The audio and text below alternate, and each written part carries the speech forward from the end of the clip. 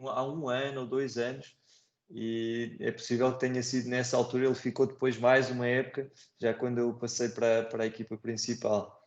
Então houve um evento no Brasil, foi? Foi. Aí depois eu voltei a encontrá-lo quando ele passou a ser representante comercial da Catapult. Exatamente, e a catapultado muito bem. Exatamente, exatamente. Está muito forte. Agora eu trabalho dando consultoria científica para um concorrente da Catapult, Sério? Como é que de se chama? Israel. Chama-se Player Maker, de Israel. Muito bom. Israel tem empresas a aparecer incríveis, não é? Exato. Israel tem um campo tecnológico muito interessante. A Universidade Tecnológica de Israel é muito forte. Mas, mas depois já ouvi falar muito bem. Aqui em Niterói, Altamiro, depois eu te conto mais detalhes, mas estou querendo desenvolver um projeto nessa linha aí, de fazer um centro tecnológico. Opa! Mas para o esporte. Esporte e educação, né? Bacana, que são as duas coisas mais impactadas com a Covid. Sim, sim. A gente tem que melhorar a questão da atividade física, porque a gente já viu o benefício que a atividade física traz em relação à pandemia. Uhum. Né? E a educação, que a gente mudou tudo. Estamos aqui no momento remoto, que proporciona coisas boas, de estar com o Diogo em Portugal, você em São Paulo, eu no Rio aqui. Exato. Né? E também a dificuldade que a gente tem, quanto professor e quanto aluno, de estar nesse novo ambiente, né? Sim, então... e com um custo muito mais baixo, né? Porque essa operação, por exemplo, se você tivesse feito fisicamente, deslocar o Diogo para cá ou eu para algum lugar, seria uma grande loucura, né? Com passagem, hospedagem, traslado. A gente conseguiu viabilizar isso com 2 conexões e um botão. Facilita bastante. Verdade.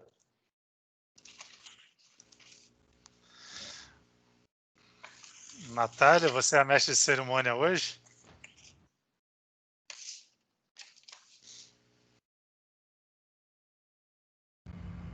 Opa, boa noite. Podemos começar? Com certeza. Deixa eu abrir aqui a câmera.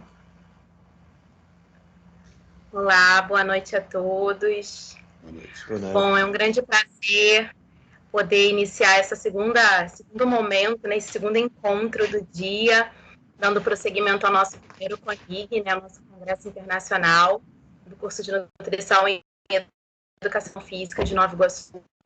Eu sou a Natália, sou coordenadora. Agradecer imensamente a presença do Diogo e do Altamiro, que eu vou deixar aí na incumbência do professor Vitor.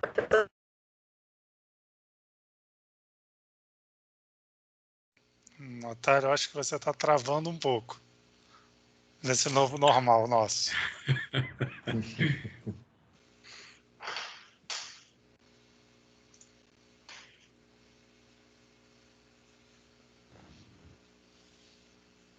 Natália.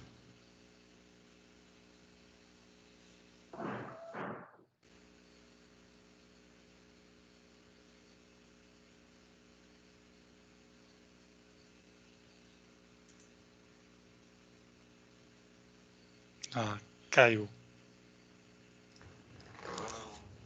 Mas... Olá, acho que eu caí não, né? Tenho certeza que eu caí. Não sei até onde vocês conseguiram ouvir. Não, travou. Tudo? Travou tudo. Vocês conseguem me ouvir? Sim. Sim. Uhum.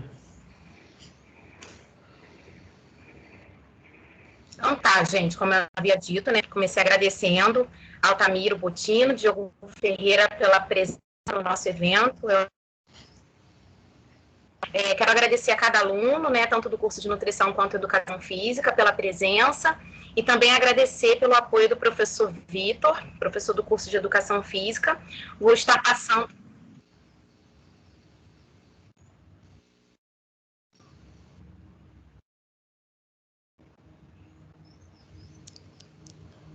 Eu acho que ele novamente travou. Bom, bom, pessoal, boa noite. Vou dar continuidade aqui, visto que a Natália está travando, tá? Então, como ela havia falado, ela estava agradecendo ao professor Altamiro, ao professor Diogo, pela presença no CONIG, né, o Congresso Internacional de Nutrição e Educação Física da Faculdade Estácio de Sá, do campus Nova Iguaçu, né? E eu sou professor da casa, professor de Educação Física, estou em outra unidade, mas a pedido do professor Carlos Erdi, estamos aqui para iniciar esse debate, essa troca de experiências, né? E aí fica um pouco difícil, né? Ou melhor, fica até fácil de falar, porque tive a oportunidade de convidar tanto o professor Altamiro como o professor Diogo Ferreira, né? Diogo, vou chamar de professor, mesmo você sendo da nutrição, porque acaba sendo hábito nosso aqui também, tá?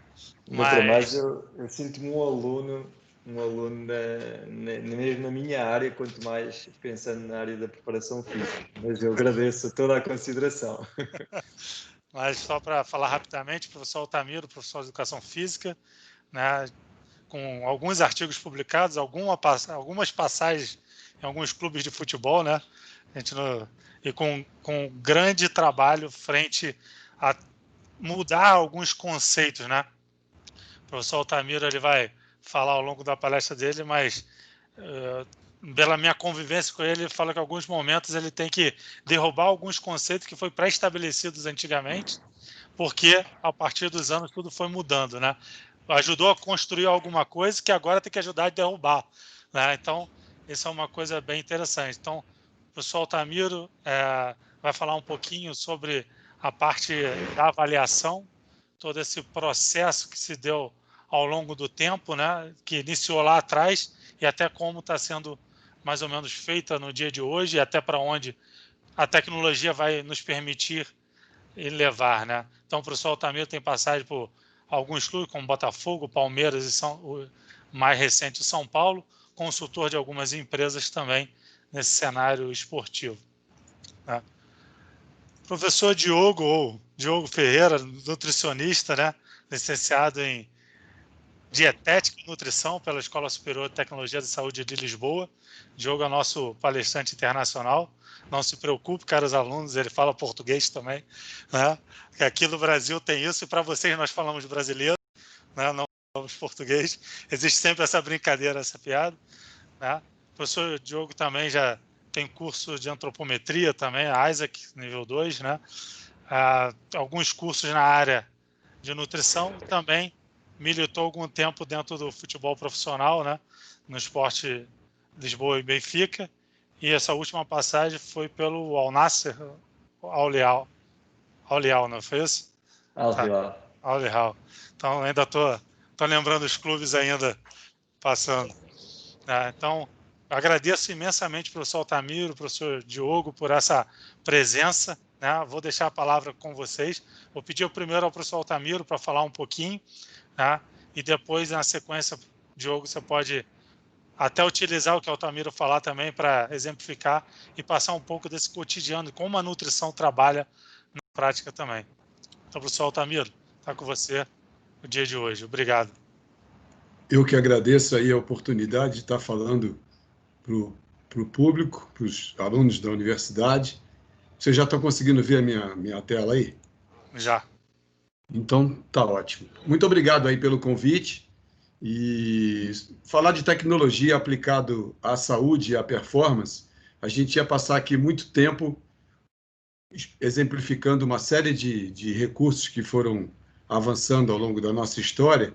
E como o Diogo é da nutrição e eu também tenho uma passagem em avaliação da composição corporal, eu escolhi centralizar um pouco do nosso conteúdo em composição corporal, por ter também feito a certificação da ISAC. A maioria das pessoas que estão nos ouvindo certamente ainda não era nascido quando eu fiz a certificação em 88, a primeira certificação da ISAC, quando o presidente era o Gaston Buren, um belga, e é uma área, para mim, de grande interesse, e eu comecei fazendo isso. Então, aí de trabalhar com avaliação de pessoas comuns, buscando saúde e qualidade de vida, assim como os últimos 25 anos, 26 anos, eu passei dentro do esporte, avaliando com o objetivo de buscar performance, né? Ótimo rendimento. Então, esse QR Code que vocês estão vendo aqui, tem ele no primeiro slide e no último, que se vocês se aproximarem o celular de vocês, vocês vão ter acesso a um link no Dropbox, que tem a apresentação inteira em PowerPoint, então vocês não precisam fazer nenhum tipo de anotação, porque o conteúdo vai estar todo disponível para vocês. Na hora que a gente encerrar, ele já vai estar lá pendurado. Acho importante, porque a gente está falando para estudantes de educação física e de nutrição, primeiro a gente discutir um pouco de conceito, né? O que é medir? É usar alguma ferramenta ou instrumento que te permita quantificar uma variável.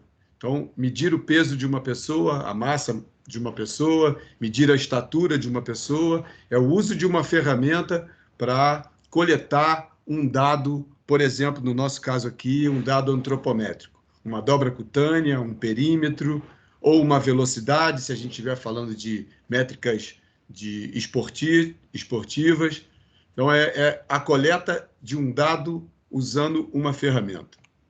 Avaliar é um pouco mais complexo, é você pegar essa medida e você comparar essa medida com um referencial teórico ou essa medida com ela mesma ao longo de um tempo. Então, isso seria, eu fiz a pesagem de um paciente, de um atleta, de um cliente. Hoje, quando eu fizer uma nova medida dessa pesagem, né, desse peso do sujeito, eu posso fazer uma avaliação dizendo, ele ganhou peso, ele perdeu peso. Então, a avaliação é uma comparação entre duas medidas ou entre uma medida e um referencial. O mais complexo de tudo, sem sombra de dúvida, é prescrever. Então, a gente precisa aprender a medir com rigor, né, com critério, usando uma ferramenta confiável, usando um protocolo pré-definido. Depois disso, a gente precisa pegar essa informação e comparar com ela mesma ao longo do tempo, ou com o referencial teórico, como eu falei, para, no final, você fazer uso dessa informação na prescrição. O que devo fazer com essa medida? Se o sujeito está com percentual de gordura elevado, o que eu posso fazer para que esse percentual de gordura caia? Se a massa muscular dele é baixa, o que eu posso fazer para ele aumentar a massa muscular? Então, entendendo essas três variáveis, a gente avança um pouquinho mais. E a gente está vendo aí na pandemia que, por exemplo, quando você avalia o percentual de gordura de uma pessoa, a gente aqui, a gente não está pensando só no aspecto da estética, a gente está pensando em qualidade de vida. As pessoas estão tomando conhecimento de uma maneira muito dura, né, nessa pandemia, o fato de saber que o obeso sofre mais com as consequências da Covid-19. Ou seja, uma pessoa magra, uma pessoa saudável, uma pessoa que treina, uma pessoa ativa, ela tem menor risco de complicar no quadro da Covid que uma pessoa sedentária e uma pessoa obesa. Sem falar, né, nas comorbidades que uma pessoa acaba se expondo na medida em que ela é obesa. Então, a gente aqui não está falando de estética, a gente está falando de saúde e qualidade de vida. Toda vez que uma pessoa procura um ambiente para se submeter a uma coleta de dados, né, uma avaliação, ela busca ajuda, ela quer a prescrição. Seja o atleta buscando melhorar a sua performance, seja o cidadão comum tentando corrigir uma deficiência ou alcançar um padrão de estética, de beleza e de qualidade de vida. Para nós que somos profissionais da área, é fundamental que a gente pense fora da caixa. A gente precisa olhar o que está sendo feito no mercado e ter o entendimento de que é necessário ser claro naquilo que a gente vai colher, objetivo na hora de analisar e muito criterioso na hora de passar essa informação para o cliente. É importante que a gente tenha o cuidado de tornar a informação palatável, clara, de fácil entendimento, para que o sujeito entenda quais são as necessidades e como ele pode corrigir uma eventual deficiência. Eu acho muito importante a gente também estabelecer a diferença entre agudo e crônico. Agudo é tudo aquilo que acontece imediatamente depois que você inicia, por exemplo, uma atividade física. Então, assim que você inicia a atividade física, o que é um efeito agudo de estar correndo? Aumento da frequência cardíaca, aumento da pressão arterial, aumento da temperatura, aumento da sudorese, tudo isso é efeito agudo. E o efeito crônico é aquele que vai se estabelecer depois de uma sucessão de efeitos agudos. Ou seja, é preciso que eu treine por várias semanas, que eu eleve meu batimento várias semanas, que eu suba minha temperatura várias semanas, que eu use a gordura depositada nos meus adipócitos várias semanas, para que eu possa ter o resultado crônico da perda de gordura, do condicionamento físico, de um coração mais forte. Portanto, é importante entender que quando você fotografa uma pessoa, quando você mede uma pessoa, você está fazendo, na verdade, uma imagem de um momento dela, e isso é resultado de um tempo de inatividade ou de treinamento. As pessoas têm muita preocupação, aí quando a gente fala de agudo crônico, vamos entender o agudo com o que acontece com a gente do Natal ao Ano Novo. Muita gente se preocupa quando se aproximam as festas de final de ano, eu vou engordar no Natal e Ano Novo. É muito, muito raro uma pessoa engordar de forma significativa do Natal até o Ano Novo. Isso vai acontecer mais facilmente do Ano Novo até o Natal. Ou seja, do Natal ao Ano Novo a gente tem um estado agudo, de curta duração, e do Ano Novo ao Natal a gente está falando basicamente de um ano inteiro. Então, o engordar ele vai se dar muito mais pelo nosso comportamento ao longo de um ano do que se a gente pensar na última semana de dezembro e a 1ª de janeiro. É o que a gente faz ao longo do ano que vai definir se nós estaremos gordos ou magros. O que a gente tem percebido agora com a pandemia é que monitorar esses aspectos, monitorar o percentual de gordura, monitorar a frequência cardíaca, precisa ser feito de maneira sistemática. Imaginem, por exemplo, como eram os condomínios, os bairros do passado. Na época dos nossos avós, a vigilância desse bairro aqui era feita por um sujeito que andava pelas ruas controlando a segurança do condomínio. Então, o sujeito estava aqui na quina desse quarteirão, ele estava aqui, estava tudo seguro, e aí ele saía para percorrer as ruas do condomínio. Quando ele chegava mais ou menos nessa região aqui, do segundo grupo de casas, fora da visão dele, essa casa aqui poderia perfeitamente ser invadida pelo muro aqui e ser assaltada. Então, apesar de haver um monitoramento, esse monitoramento acontecia para essa casa aqui, por exemplo, somente quando o vigia estivesse de volta aqui.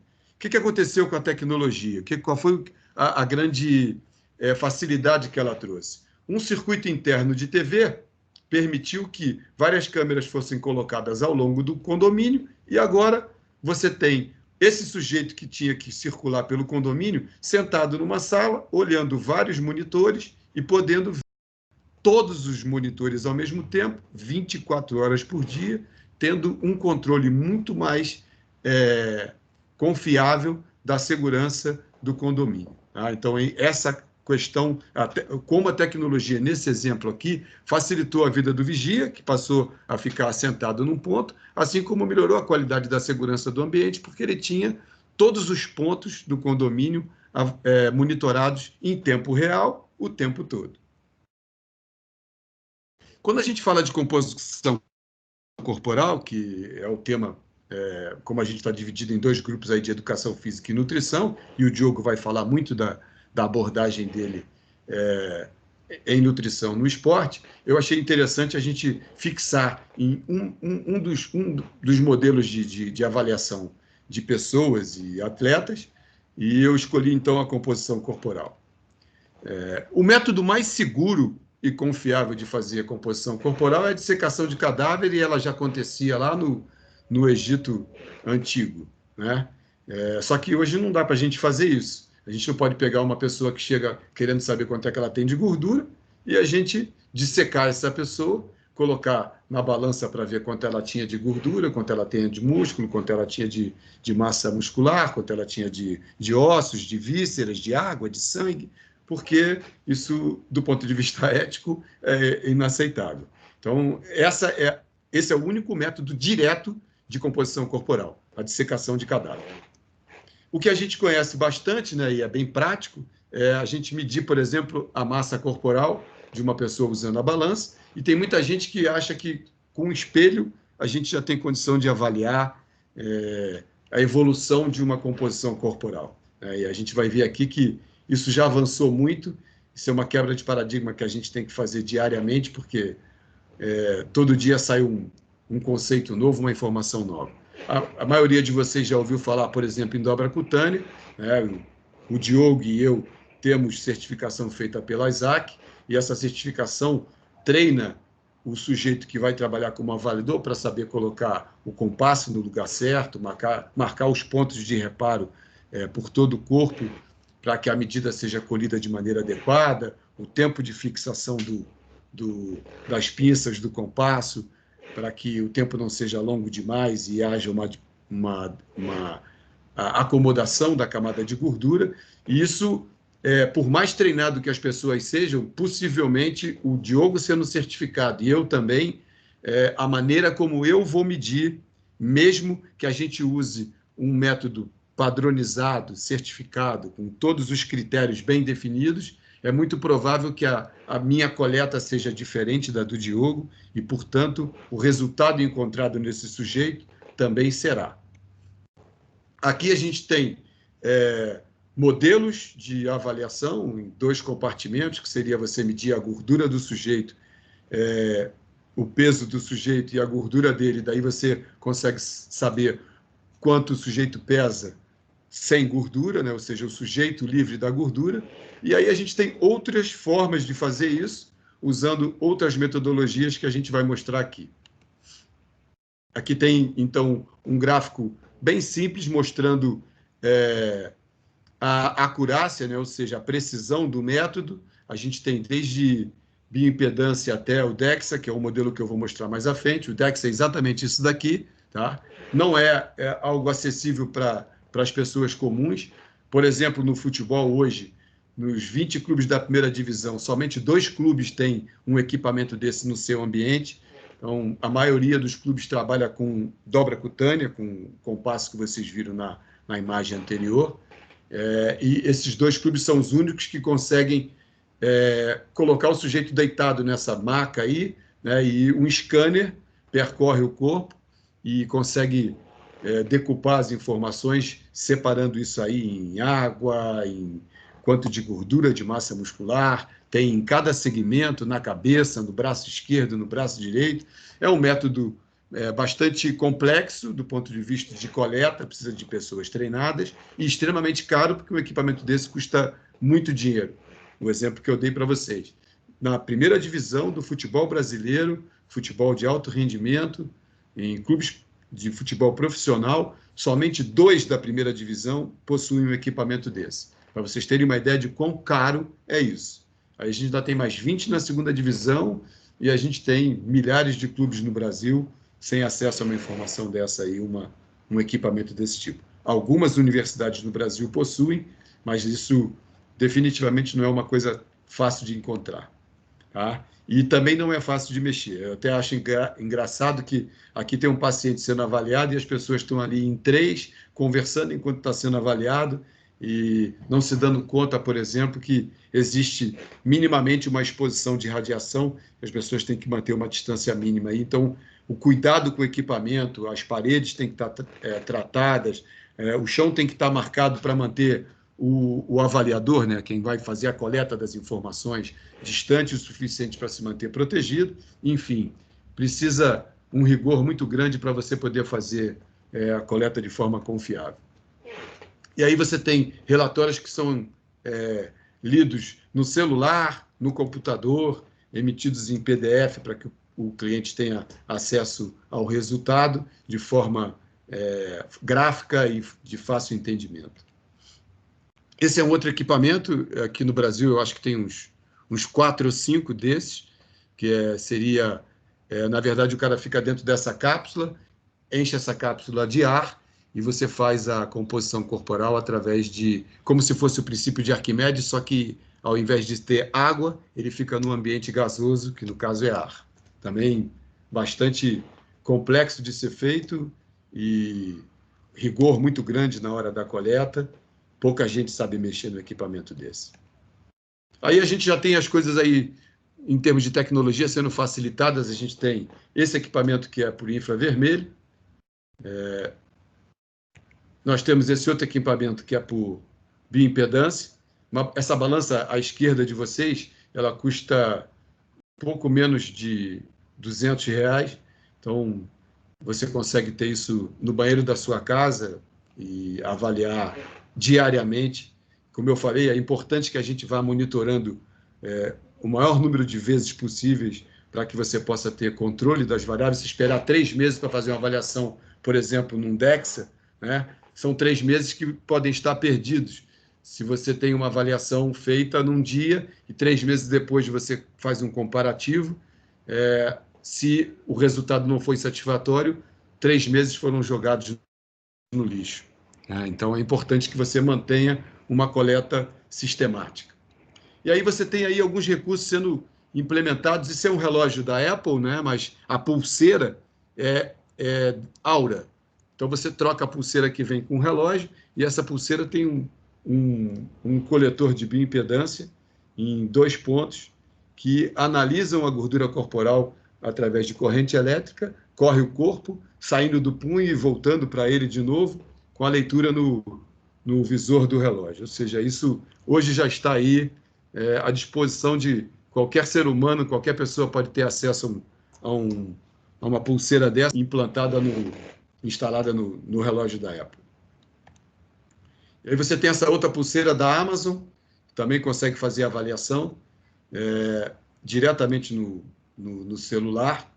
Também, assim, recurso bastante simples e fácil de ser acessado. A gente agora tem a Amazon no Brasil, então esse Halo Fitness está aí abrindo as nossas mentes para novas formas de avaliar em tempo real. Eu coloquei alguns vídeos aqui para vocês darem uma olhada depois, não vou me ater, isso é uma outra tecnologia por imagem, também disponível para vocês darem uma olhada depois, com calma. Esse vídeo também está aí. Não vou mostrar ele agora. Eu coloquei 4 vídeos de formas de medir. Esse é um scanner, também em 3D, relativamente caro no momento, mas essas tecnologias estão barateando bastante. Isso logo, logo vai estar disponível para as pessoas comuns. Ou seja, o sujeito gira naquele disco ali e o scanner em 3D coleta várias medidas corporais e faz uma análise da composição corporal. Então, depois olhem com calma. Já falei que o material vai estar disponível para vocês. Matem a curiosidade mais à frente.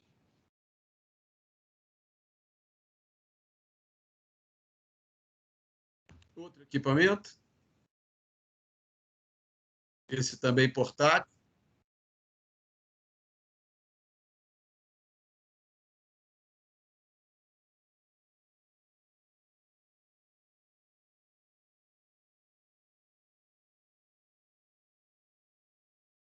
Mais de 100 fotos tiradas no corpo e tratadas por inteligência artificial, para que você possa ver .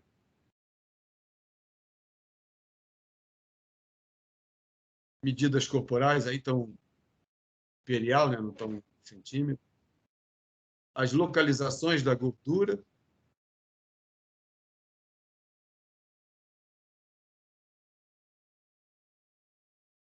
Onde as tecnologias vão nos levar? Impressionante.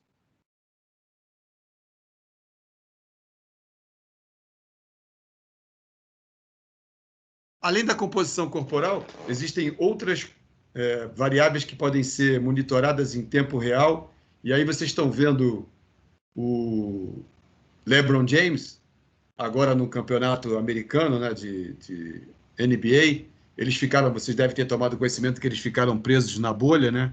2.000 pessoas na Disney, trancadas em hotéis, treinando, competindo.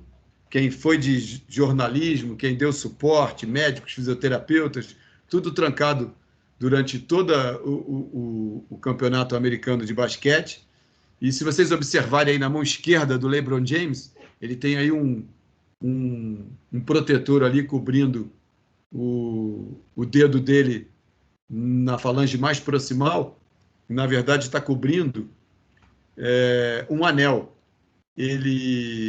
Todas as pessoas que participaram da competição de basquete americano aí na pandemia, em função do coronavírus, para se proteger do vírus, tiveram que usar esse anel no dedo. E é isso que ele tem ali no terceiro dedo, ali na mão esquerda, um anel desse, obrigatório.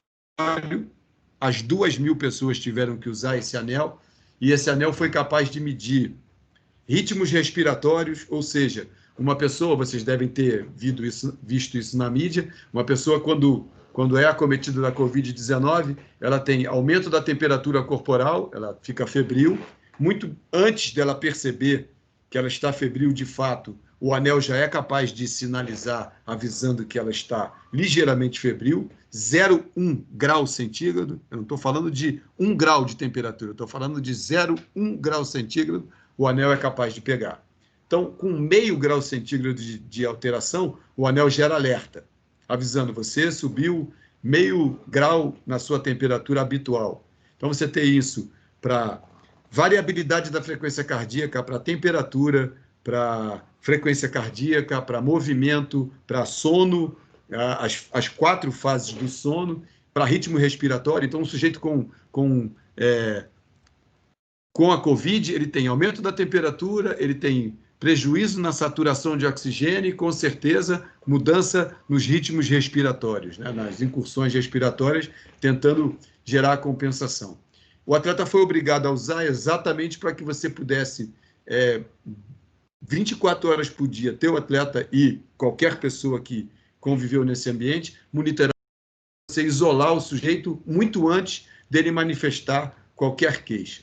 Eu uso esse anel já há 2 anos. Tá? Eu comprei ele em janeiro de 2018, tá? E estou usando desde então. Meu sonho era poder implantar em algum clube por onde eu passasse, e hoje as pessoas que eu acompanho nos programas de saúde, de qualidade de vida, eu tenho sugerido a aquisição do anel, exatamente para que eu possa monitorar essas pessoas à distância. Então, assim como o usuário consegue pegar essa informação no seu próprio telefone, eu, à distância, ou qualquer pessoa da área de saúde que esteja acompanhando um atleta ou um cliente paciente, tem acesso a essa informação e aos alertas em tempo real.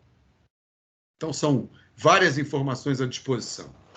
O que acontece é que, com esse controle em tempo real, a gente começou a perceber que a ciência que estuda, por exemplo, o funcionamento dos organismos em relação aos horários do dia, ganhou uma grande ferramenta, porque agora você consegue, 24 horas por dia, perceber essas alterações de frequência cardíaca, de respiração, de todas essas variáveis, e entender o comportamento populacional, por exemplo, em determinadas horas do dia. Vocês imaginem milhares de pessoas se deslocando no trânsito e você poder entender que às 7 horas da manhã, na Marginal Tietê ou na Marginal Pinheiros, um número significativo de pessoas expostas ao trânsito, ao tráfego congestionado das ruas, das estradas, e a poluição do ar, você conseguiria ter uma série de informações dessas pessoas e entender, dentro da rotina do dia, por que elas têm aquele tipo de comportamento. Então, isso já está sendo feito no mundo inteiro.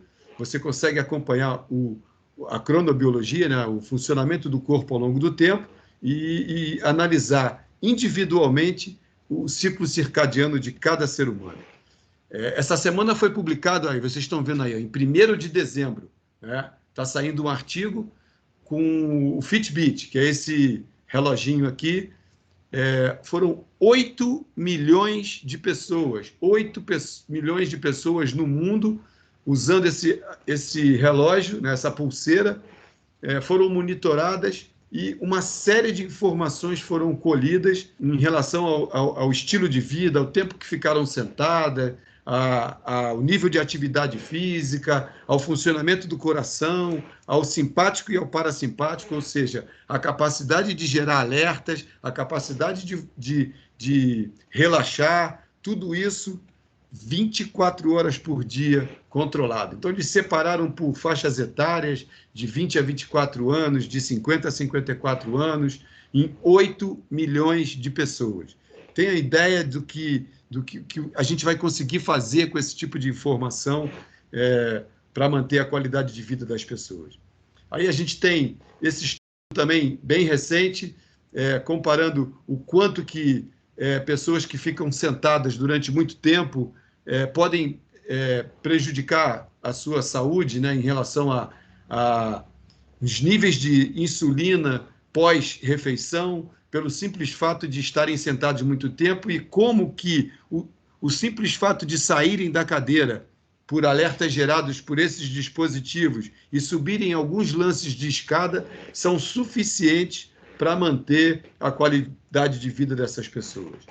Agora, também na revista de dezembro desse ano, e a Organização Mundial de Saúde, no British Journal of Sports and Medicine, colocou também o novo guideline, né, assim, ou seja, o novo guia de orientação para a qualidade de vida em relação ao comportamento sedentário e o quanto que a atividade física ajuda a manter a qualidade de vida e reduzir as comorbidades e as doenças.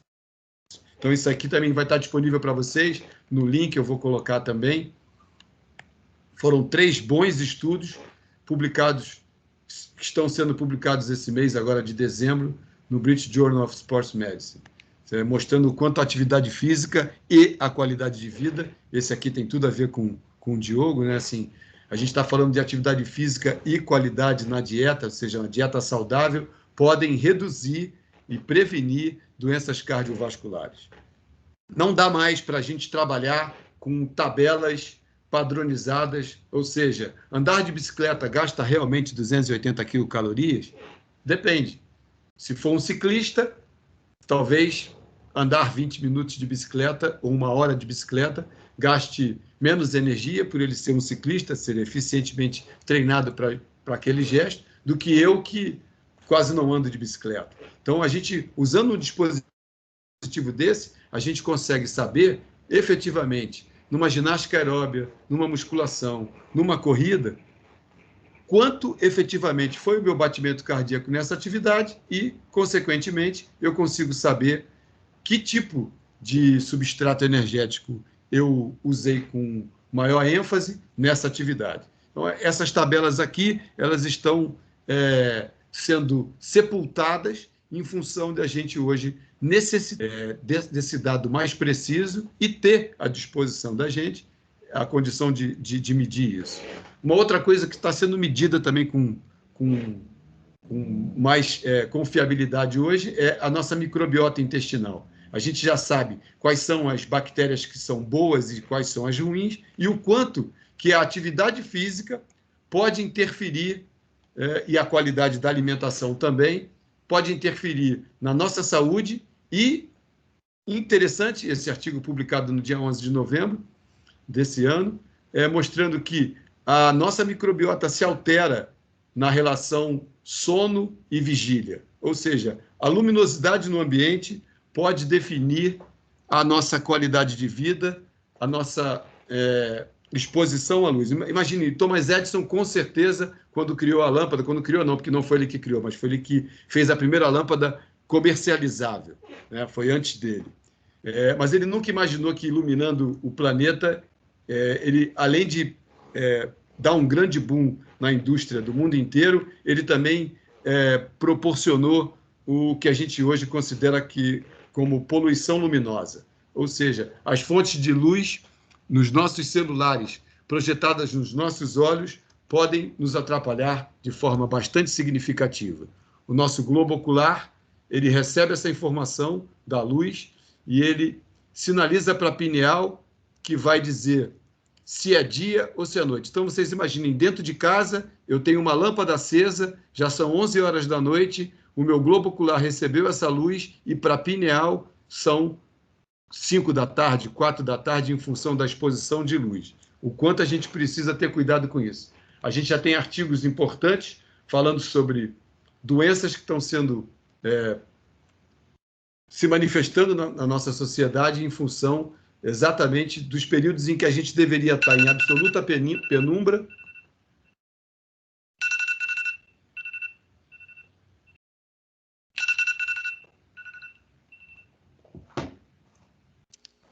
Miro, vou aproveitar o seu despertador aí, para te dar no máximo uns 5 minutos aí. Ok, tranquilo. Então, assim, muito obrigado, Vitor. O cuidado que a gente tem que ter de, nesses horários aqui, evitar a fonte luminosa, porque tudo isso aqui vai interferir com a nossa qualidade de vida. A gente pensa que a obesidade é fruto só do sedentarismo, mas a mesma região do hipotálamo que cuida da nossa termorregulação, que mantém o nosso corpo aquecido, mesmo estando no ambiente frio, também é essa região que cuida da fome e da saciedade e que controla o sono e a vigília. Então, exposto à luz, nós podemos engordar não só com a alimentação. O horário que a gente come e o tempo de exposição à luz artificial também podem levar à obesidade. Então, a gente tem a exposição à luz prejudicando a nossa qualidade do sono e tudo isso aqui que vocês estão vendo vai se manifestar em função exatamente da exposição luminosa e da insuficiência de um sono de qualidade. Inclusive, manifestações como câncer vão se dar pela exposição à luz e isso que também são relacionados à obesidade. Então, para encerrar, para vocês que estão em formação ainda, os estudantes, que fiquem bastante atentos a toda essa tecnologia, a tudo que vem sendo produzido, a iniciativas como essa da universidade, a qual vocês estão inseridos, porque é o caminho que existe para tornar vocês mais críticos, né? Ou seja, desenvolver o senso crítico é fundamental. Tenho a certeza que o sucesso do Diogo, o meu sucesso, o sucesso do Vitor, do Bruno J, que falou pela manhã, não é só fruto da sorte. Ele também é fruto de muito trabalho, de muita leitura e de muita dedicação. Muito obrigado. Obrigado, Miro, pela sua contribuição. Te ouvir falar é sempre algo interessante, porque eu fico imaginando o que vai vir. Porque você começa num assunto e vai cadeando diversos outros assuntos que têm realmente sua relação. Eu sou um defensor da questão de segmentar por área meramente para a gente gerar conhecimento. Porque quando a gente fala em saúde, a gente está falando de um ser humano muito complexo, né? Eu vi ali o Diogo, às vezes, fazendo algumas anotações, acho que ele estava ali também já encadeando algumas coisas para fazer esse bate-papo com os alunos. Uma coisa que eu queria falar, antes de passar a palavra para o Diogo, é que muitas vezes, quando a gente é da área da saúde, né, e eu peco às vezes por isso também, e eu vou dar um exemplo até mais recente, né, muitas das vezes a gente fala assim, beleza, é só diminuir a quantidade de calorias que eu vou emagrecer. Eu sei fazer isso. Eu estudei para isso, né, só que eu não estudei literalmente para isso. Eu estudei uma parte do processo que ajuda no fator emagrecimento. E quando a gente entende de forma completa isso, quando a gente trabalha com atleta, aonde a gente precisa de outros profissionais do nosso lado para poder fazer o que o Altamiro falou lá no início, otimizar esse desempenho, otimizar para esse atleta ganhar 1 segundo no atletismo, né, 1 milésimo que seja, para ganhar uma prova olímpica. Então, quando a gente começa a entrar nesse cenário, a gente descobre que realmente a gente tem um ego muito grande, muitas das vezes, que a gente acha que vai fazer, né? E o medir é muito importante. Eu comprei uma balança de bioimpedância, né, e faço a menção, todo dia eu subo nela. Todo dia eu estou marcando. Todo dia é muito? Pode ser. Mas como eu gosto de dado, né, eu gosto de quantificar as coisas e ter acesso ao dado, o dado histórico ele vai fazer que aquela foto se transforme num filme. E eu consiga ter esse processo, né? Se eu tenho esse acesso, está na minha casa, por que eu não vou medir? Talvez eu não consiga fazer isso com o atleta, sonho do Altamiro, botar um anel e ter uma bolha, né? Talvez se a gente fizesse uma bolha nesse campeonato de hoje, né, seria mais importante. Na Europa foi-se tentado fazer uma bolha na fase final da Champions, né, do ano passado, mas não foi uma bolha tão estruturada como uma bolha que a NBA fez e não teve caso de Covid. Exatamente. Teve um sucesso enorme, então a gente tem que aprender também com os bons exemplos. Diogo, deixo para você falar um pouco dos bons exemplos da nutrição dentro desse cenário, e aí te peço até para você fazer uma linha de um processo da clínica, né? Talvez seja interessante para os alunos, até esse alto rendimento que talvez é a praia encantadora, e é talvez o sonho de muitos alunos conseguir também chegar nesse momento do alto rendimento. A palavra está com você. Obrigado, meu amigo. Muito obrigado. E antes de mais, e rapidamente, agradecer muito por este convite do Vítor e também do professor Vítor e também do professor Carlos Erdi, e agradecer pela aula aqui do professor Altamiro. Já é verdade, tirei anotações mais para registar a minha aprendizagem do que para organizar o discurso em si.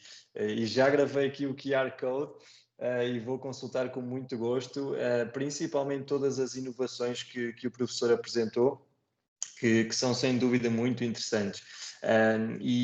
Bom, tentando pegar um pouquinho desde já também nesta comunicação do professor Altamiro, eu gostava de fazer aqui uma ligação já entre a saúde e a performance, e de facto, quando nós falamos de performance, não podemos ignorar a saúde do atleta, naturalmente, e naturalmente também a composição corporal, o sono e a componente da cronobiologia, e mesmo esta componente mais contemporânea que hoje procuramos conhecer, mas conhecemos e reconhecemos também que é um mundo muito complexo da microbiota. Então tudo isto também tem muito impacto depois para a saúde e performance do atleta. Mas antes de mais eu queria só aproveitar no fundo para, e pensando na atuação do nutricionista no alto rendimento, é sempre importante para mim e para qualquer profissional, antes de mais, pensar, mas para quê? Para que a nutrição no alto rendimento? E existem várias formas de argumentar sobre essa necessidade ou benefício. Se nós quisermos assim resumir de forma bonita, um chavão, a nutrição pretende promover a saúde e performance desportiva do atleta, naturalmente.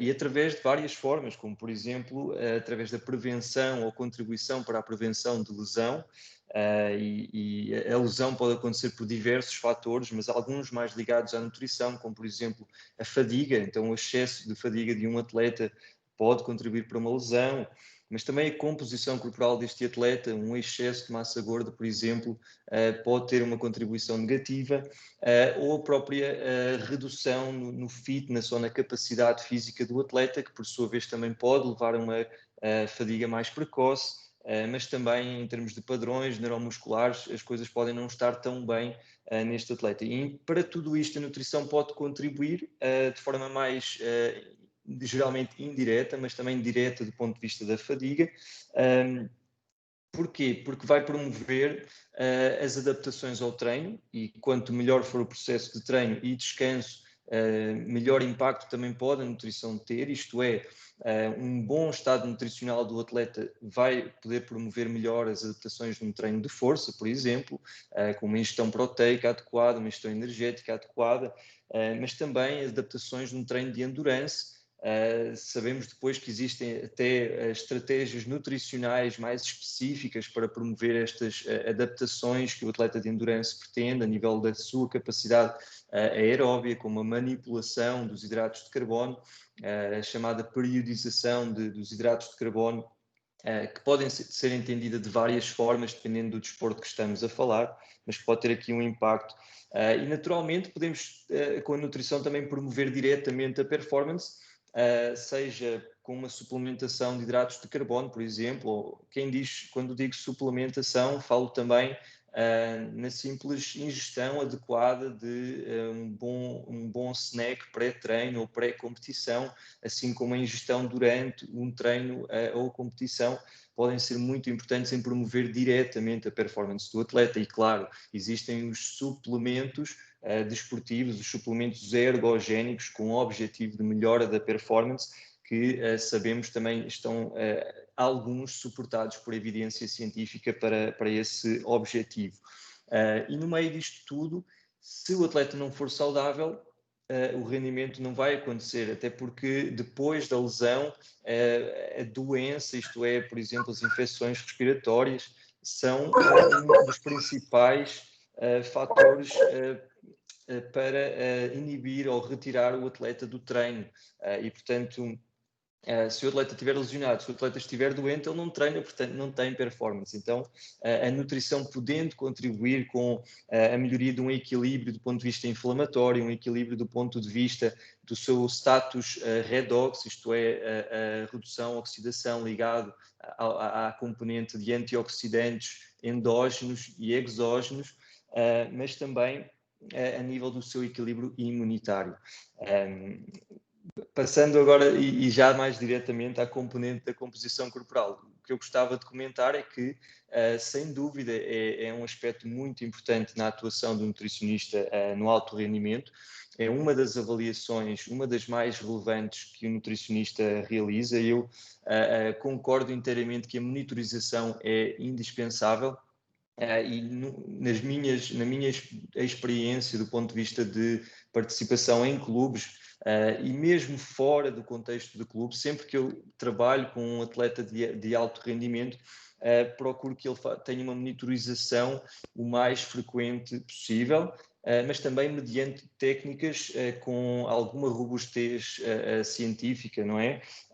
E naturalmente o peso é aquela medida que tanto eu presencialmente junto do atleta, como confiando no atleta, o próprio atleta consegue fazer em sua casa, e portanto esse é altamente confiável, mas é também altamente inespecífico, não é? É daí que entra a composição deste peso, é muito relevante. Na minha experiência prática, confio muito na antropometria, isto é, na medição eu chamo pregas cutâneas, chamam dobras cutâneas no Brasil, e importantíssimo é fazer sempre da mesma forma, de acordo com procedimentos, tal como a professora Altamiro mencionou, com procedimentos padronizados que aprendemos no curso, e procurar sempre respeitar essa técnica. O que é que eu gostaria também de vos dizer? Abordando diretamente tudo aquilo que envolve o que é que eu penso em relação à composição corporal nesse âmbito do alto rendimento, há coisas também importantes a dizer, que é importante saber qual o papel da composição corporal, e também às vezes existe a tendência a exagerar o seu papel, e na minha área, na área da nutrição, isso é muito comum, reduzir o papel do nutricionista à medição de pesos, à medição de massa gorda, e a abordar o atleta apenas no sentido tem que melhorar aqui, tem que aumentar massa muscular, tem que reduzir massa gorda, e na realidade este é um dado bastante relevante, mas que nós precisamos saber enquadrar com todos os outros dados. E, nomeadamente, o que nos interessa realmente é em cada momento, em cada parte e fase do processo de preparação do atleta, nós conseguirmos que ele esteja o melhor preparado, quer do ponto de vista de composição corporal, mas quer também do ponto de vista da ingestão nutricional. Então, existem momentos da preparação em que nós vamos estar mais focados com a ingestão adequada, aguda, para promover a performance numa competição, e como é, por exemplo, a fase mais competitiva, o dia pré-jogo, assim como depois a recuperação após o jogo, que é uma fase totalmente diferente de uma pré-época, ou seja, daquela fase mais preparatória da temporada, em que o estímulo competitivo não é tão sério, e aí temos a oportunidade de focar mais na composição corporal. Isso é também relevante quando pensamos, e uma vez que o caso mais normal na alta competição e também no atleta ou na pessoa recreativa, no desportista recreativo, é perda de massa gorda, é muito importante para mim passar a experiência de que, vamos supor que naturalmente para perder massa gorda é importante a redução calórica relativamente ao dispêndio do atleta. Então isso é de facto uma base, e obviamente não é só, não basta reduzir calorias, ou não é um processo, o processo é simples, mas não é fácil de realizar e de colocar em prática. E por vezes existe a tendência, ok, vamos então reduzir calorias para este atleta ao longo de toda a semana, toda a preparação, e existe um único plano nutricional, um cardápio adaptado só para este objetivo.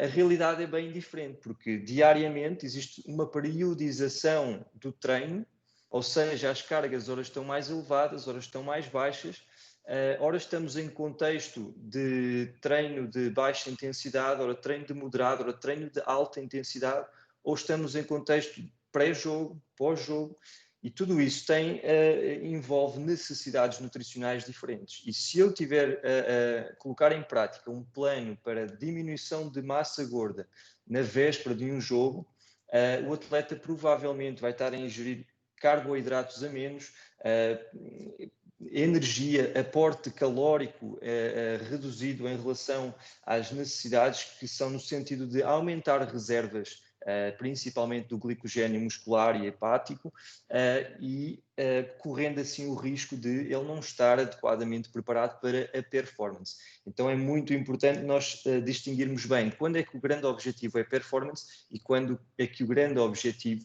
é promover esta melhora de composição corporal para o atleta.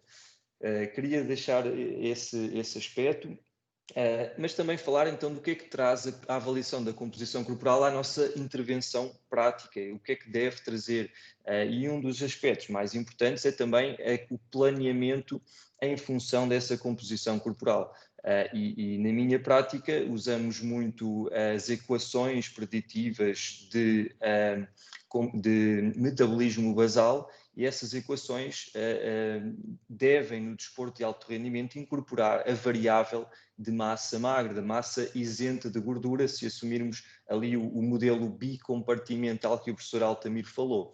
Então, através desse cálculo do metabolismo basal, incluindo também a componente de massa isenta de gordura, vamos procurar estimar as necessidades energéticas normais deste atleta.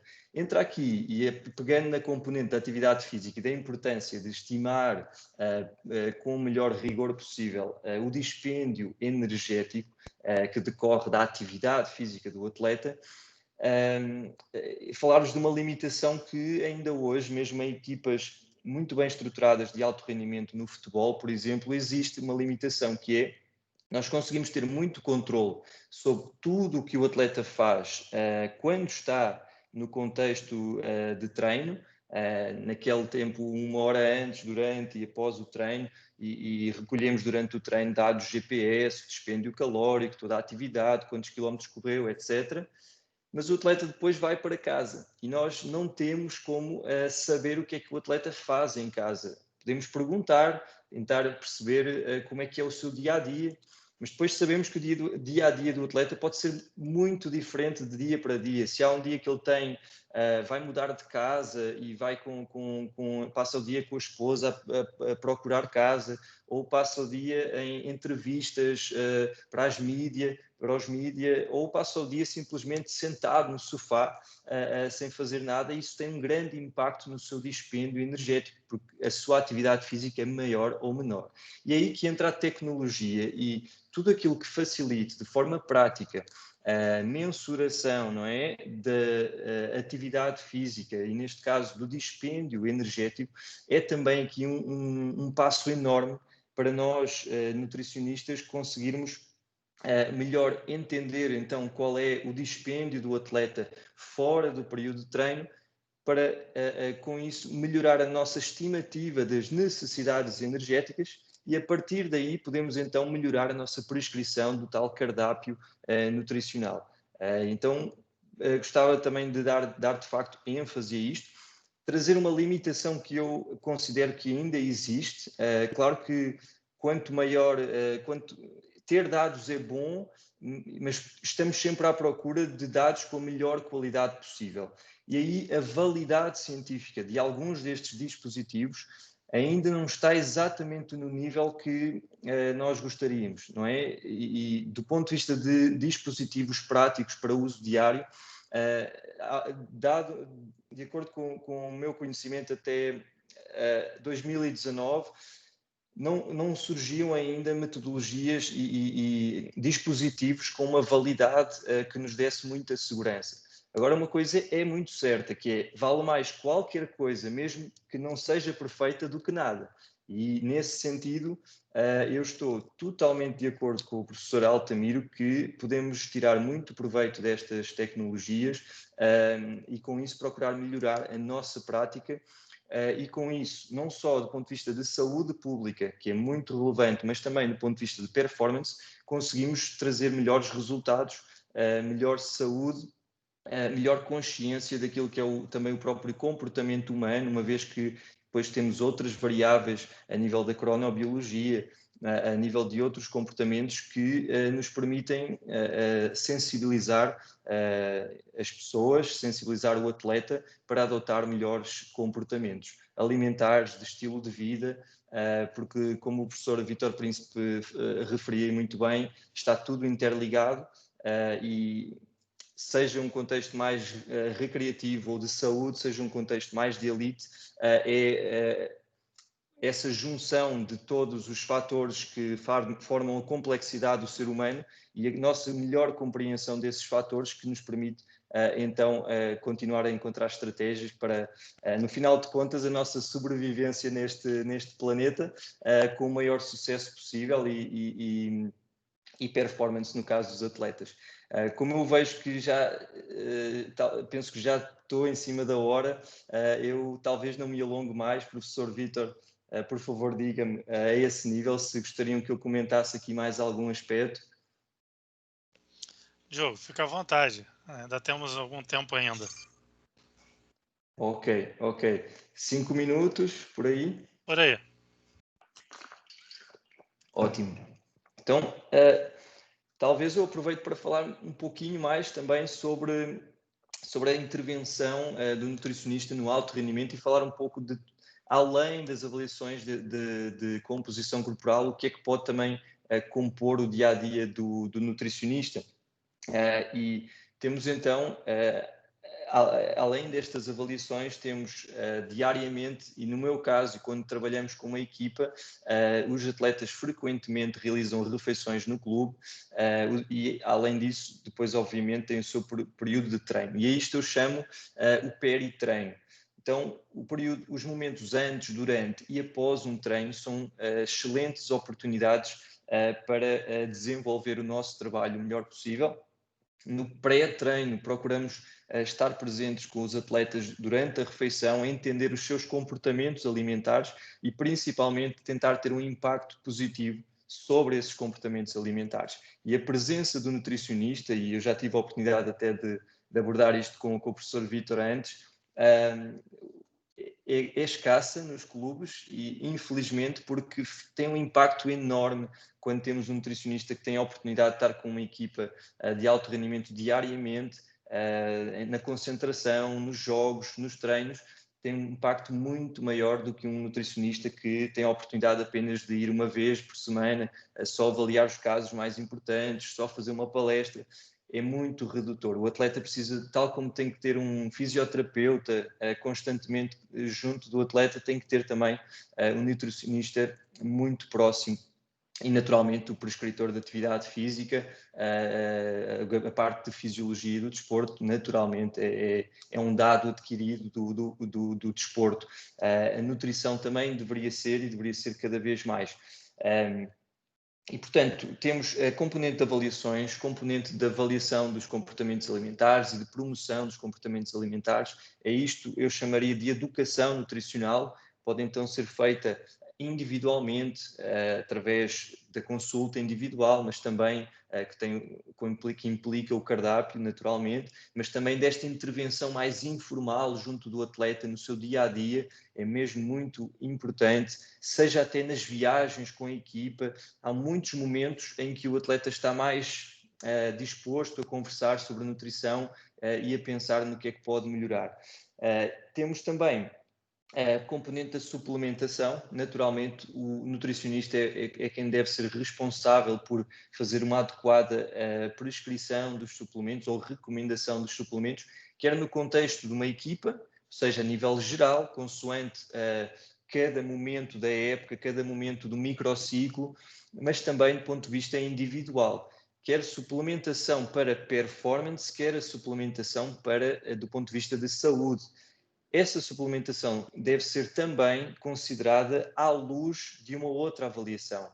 As análises clínicas do atleta, no futuro também as análises nutrigenéticas do atleta, é algo que está em patamares cada vez mais avançados do ponto de vista de investigação também, algo sobre o qual eu tenho muito interesse. E mesmo na minha prática privada, espero em 2021 já poder incluir na bateria de testes para determinados atletas e pessoas com quem eu trabalho. Tudo isto nos vai trazer informação sobre a predisposição do organismo individual para determinados fatores ligados à nutrição. No caso, com as análises clínicas de uma forma mais direta, análises sanguíneas, se o atleta tem o ferro em baixo, vitamina D em baixo, magnésio, ácido fólico, todos os micronutrientes que têm um impacto muito significativo na saúde, mas também na performance do atleta, são muito relevantes. E com base nessa avaliação nós vamos também poder otimizar não só a alimentação diária do atleta, mas também a suplementação que vamos promover. Então, estes aspectos são todos muito importantes no dia-a-dia do nutricionista. Existe também em determinadas equipas a necessidade de planear todo o cardápio, isto é, tudo aquilo que os jogadores, que os atletas comem nas suas concentrações, e essa é uma grande responsabilidade também. E, finalmente, promover a comunicação com todos os outros departamentos, e também, como o professor Altamiro falava, não se consegue ter um trabalho ótimo sozinho, em alta performance. É muito importante saber comunicar, não só do nosso lado, transmitir os nossos dados, a nossa interpretação, como saber recolher, interpretar e comunicar sobre os dados que os outros departamentos, do departamento médico, departamento de fisiologia, preparador físico, a própria equipa técnica e a sua percepção sobre o jogador.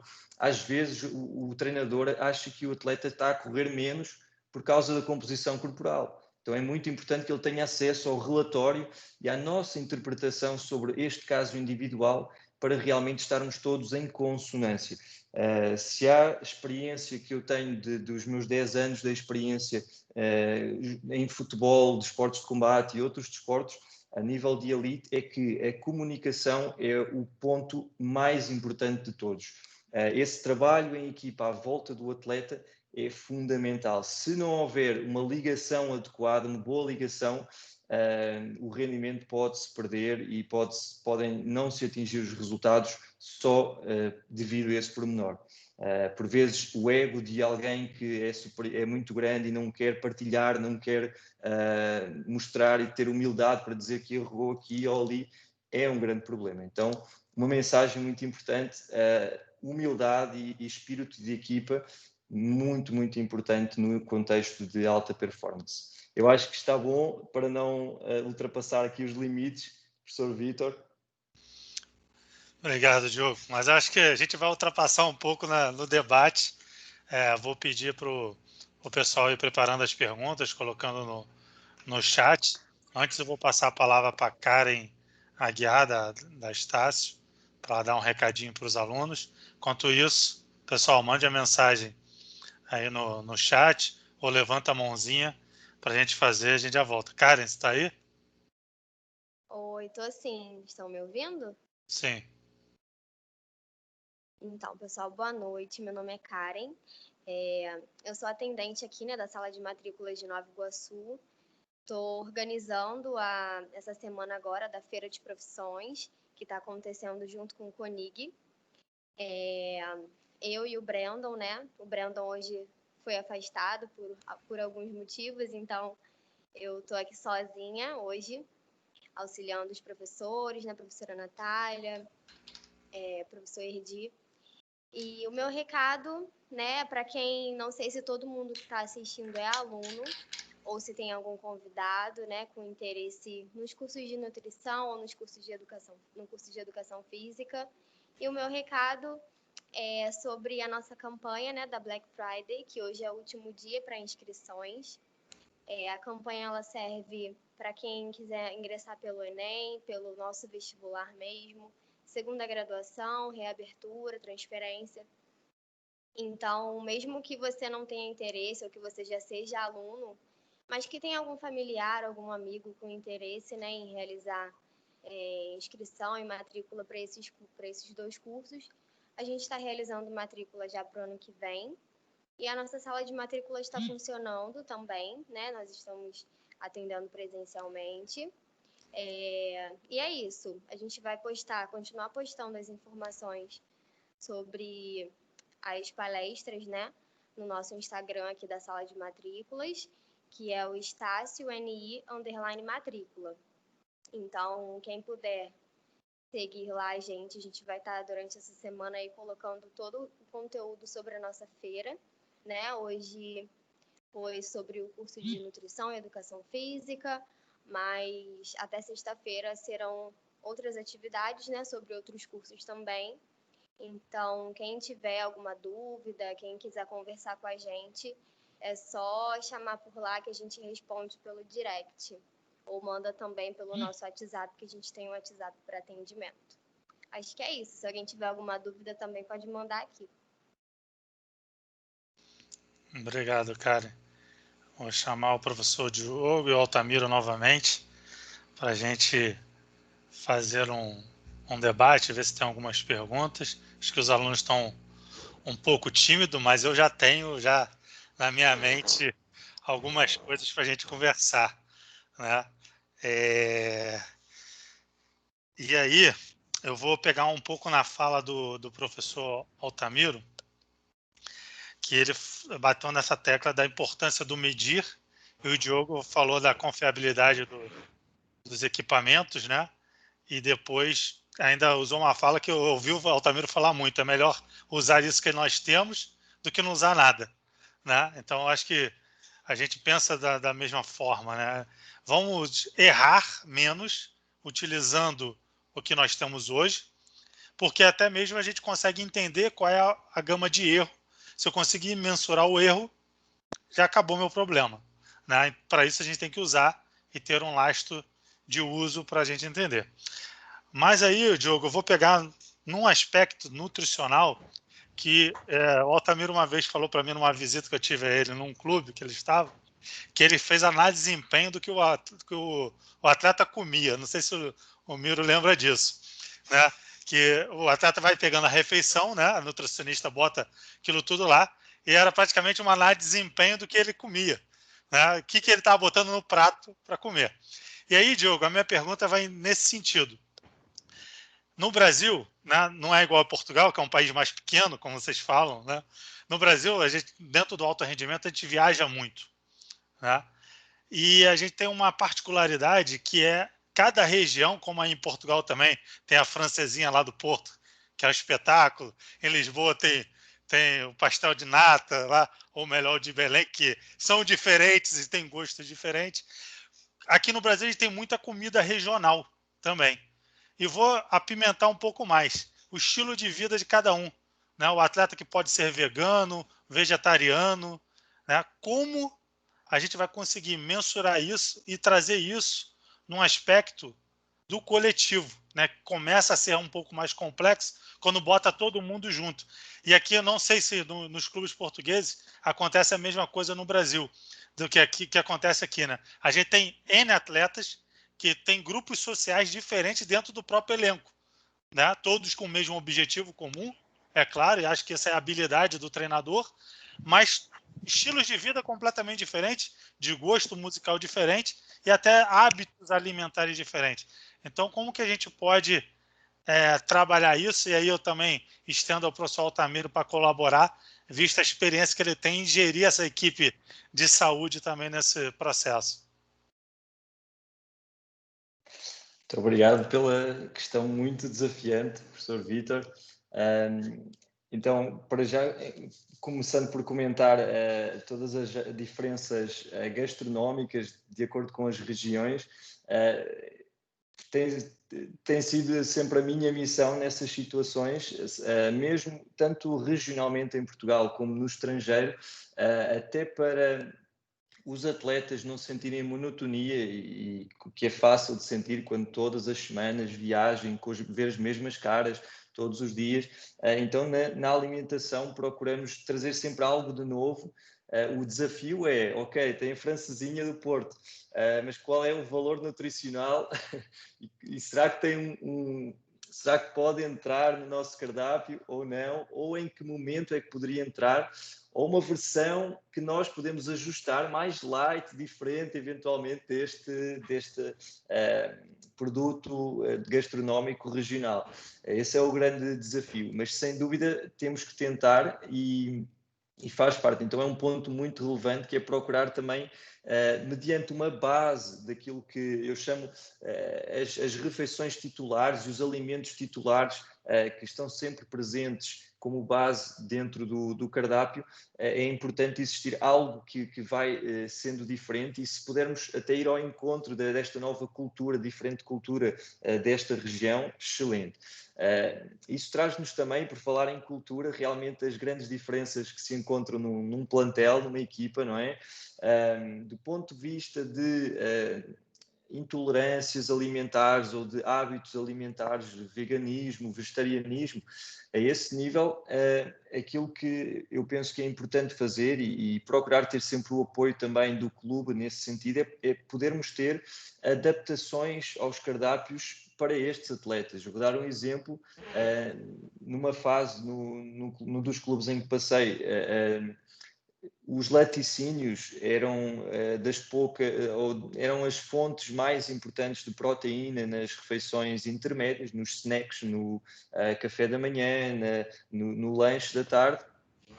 E para o atleta que fosse intolerante à lactose, que apareceu, não havia uma alternativa. Então fomos à procura de, por exemplo, leite, a bebida vegetal, como a bebida de soja, que acaba por ser nutricionalmente equivalente ao leite de vaca. Assim como para atletas veganos ter algumas opções no cardápio. Vou dar o exemplo utilizando, por exemplo, as leguminosas, feijão, lentilhas, pratos que fossem apelativos e que pudessem corresponder também às necessidades deles. Mas o grande desafio, e lá está, mais uma vez respeitando que cada atleta tem a sua cultura, as suas preferências e as suas necessidades nutricionais, é mesmo com a educação. E o consenso que nós temos é a educação nutricional ao atleta e à equipa é fundamental para que quando ele chega lá, ele saiba qual é a melhor decisão para ele, individualmente. Não me quero estender muito na resposta, senão vou parar de falar. Sou Altamiro. Então, eu acrescentaria dois desafios importantes que o nutricionista tem nesse momento, e acaba que todo mundo da comissão técnica tenta ajudá-lo, porque senão ele fica de grande vilão nessa história, né? Porque, por exemplo, o refrigerante, né? Em situações de pré-jogo, o sujeito vai para uma partida de futebol e aí ele tem lá a Coca-Cola, que os nutricionistas, de uma maneira geral, evitam que o atleta consuma no pré-jogo. Eventualmente libera no pós-jogo, numa situação comemorativa, mas no pré-jogo não. Eu já trabalhei com nutricionista que nem no pré nem no pós.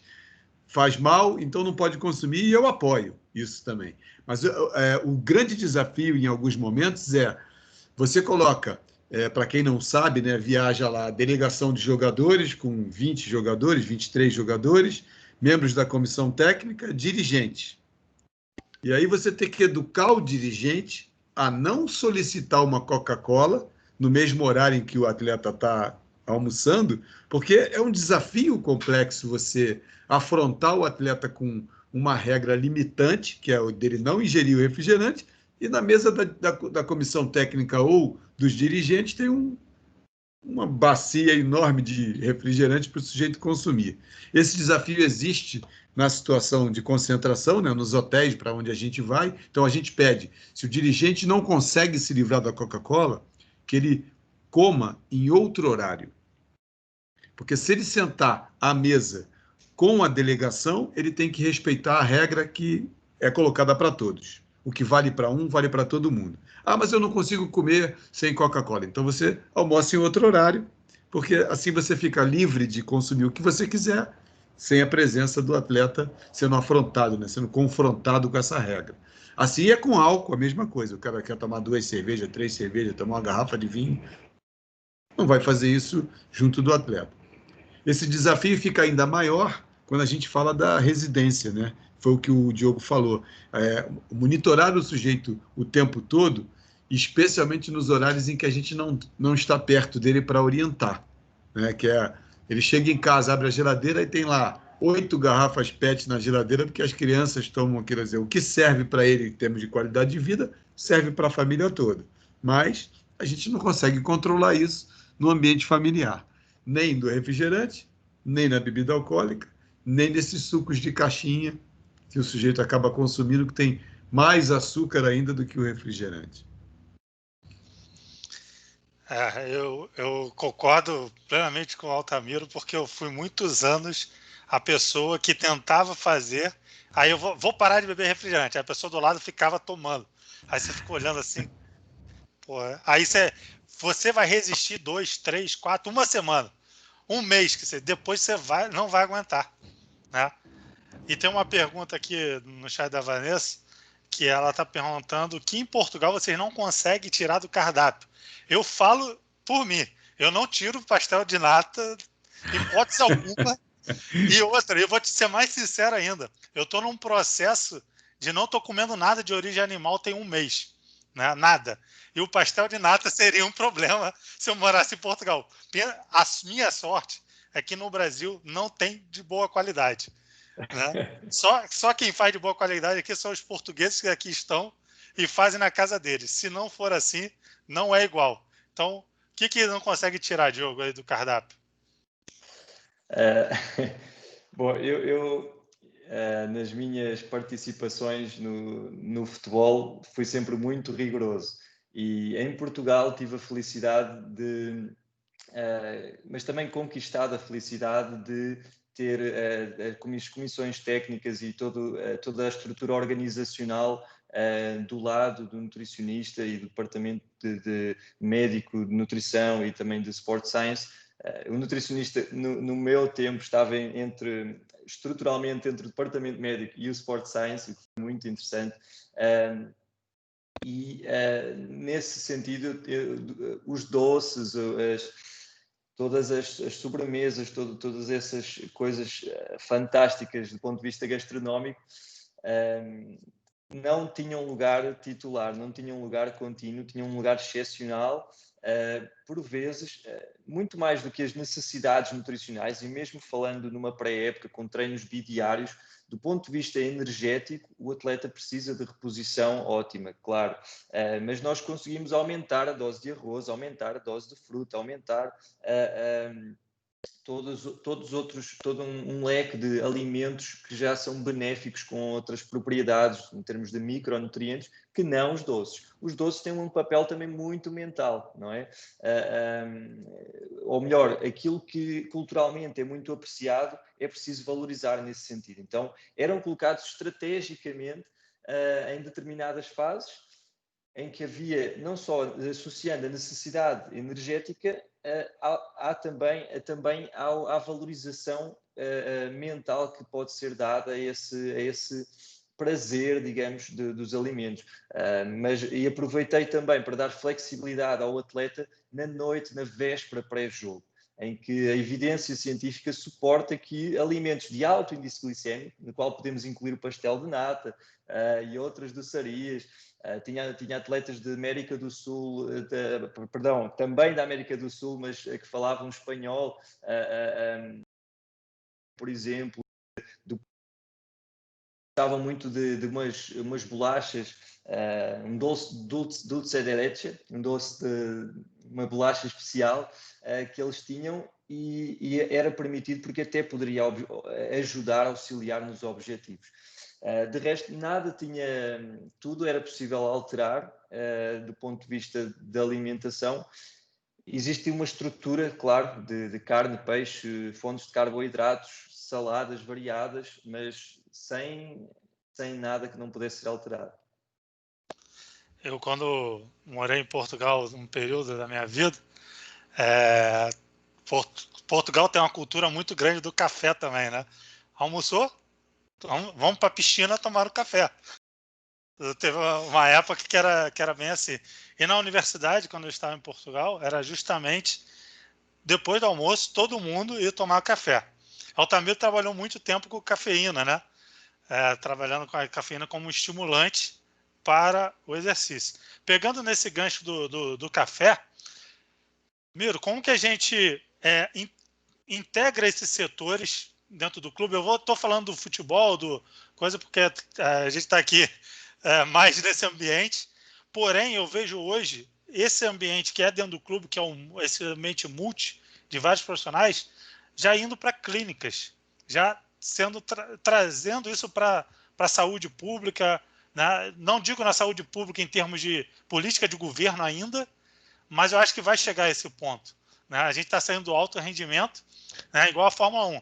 Testa na Fórmula 1, daqui a pouco está nos carros de passeio, né? E a mesma coisa, testa no alto rendimento, nos clubes, aquilo, e isso vai descer para a sociedade, que ainda pode pagar, né, uma clínica, esses profissionais, e daqui a pouco, provavelmente, por uma estratégia de política pública mais governamental, digamos.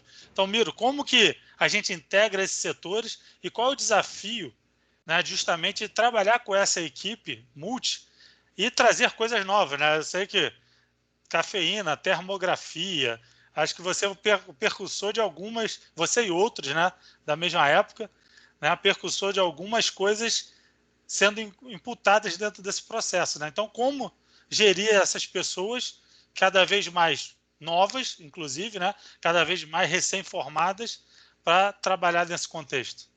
Eu acho que o primeiro desafio, o Diogo tocou num deles, que é despir-se da vaidade, né? É comum, às vezes, o cara não faz nem por maldade, o profissional não faz por maldade, mas às vezes ele fica tão silencioso durante um tempo, por não ter espaço para se colocar, que quando ele tem esse espaço, ele acaba exacerbando um pouco nessa coisa de levantar a bandeira daquilo que ele faz. Então, uma das coisas é conter o profissional da participação sem uma autovalorização exagerada, né? Assim, o papel que a área dele tem, a área de conhecimento humano dele tem, entendendo que ele é uma peça no quebra-cabeça de enorme importância, mas que essa peça não é mais importante do que nenhuma outra. Então, essa é a primeira coisa, gerenciar a vaidade do profissional. A outra é dar a ele a liberdade de atuar com o conhecimento que ele possui, ou seja, importância naquela área de ação, entendendo que ele é a pessoa com maior expertise para falar sobre aquele assunto. Então, todas as vezes, por exemplo, que a gente viajou sem nutricionista, com um cardápio montado pela nutricionista, e alguém na viagem resolveu modificar alguma coisa porque ela não estava presente, a gente sempre colocou a importância de entrar em contato com o nutricionista para que ele resolvesse, já que ele é a pessoa responsável.